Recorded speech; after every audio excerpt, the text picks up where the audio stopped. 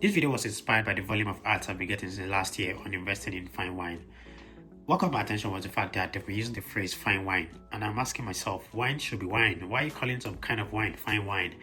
But I was wrong, and I had to do some research, and I found out some very interesting things about that industry.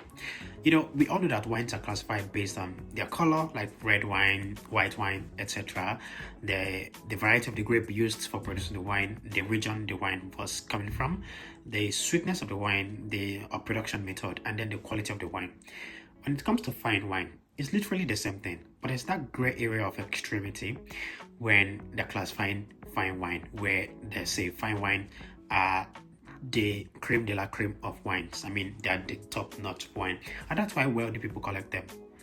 Now, one of the most interesting thing about fine wine is the fact that if you cannot trace a wine to the location of the vineyard the grape was planted, then it is not a fine wine. How amazing can that be? But who cares about this? No one should care about this, but unfortunately, people care a lot about this. People care about the location, the kind of soil it was planted on, the climate of that region, etc., etc. And that makes it very interesting.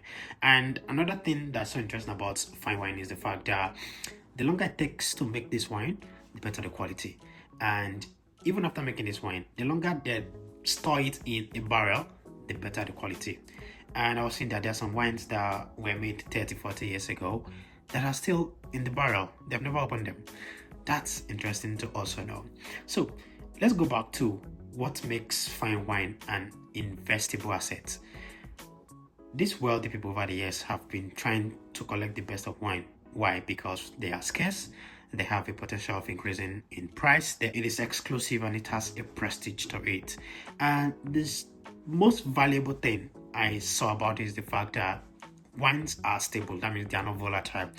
And interestingly, they do not have a correlation with the traditional asset classes that we know about.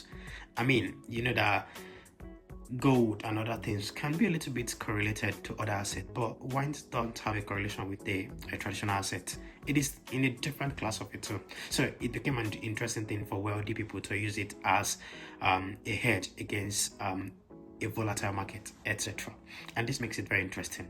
Now, the essence of this video is that there are some companies, just like when we started to see regular Joe like you and I invest in fractional shares since like 2018, 2019, there are some companies that give us access to invest in fractional fine wines now. And that makes it very interesting. So regardless your region, I think you can just Google that to see. There's some companies. I know a few of them, and I just don't want to call their name because I've not done much research about them. That you can just look at what they're doing and see that you can typically invest in fine wine just like the wealthy people are collecting it.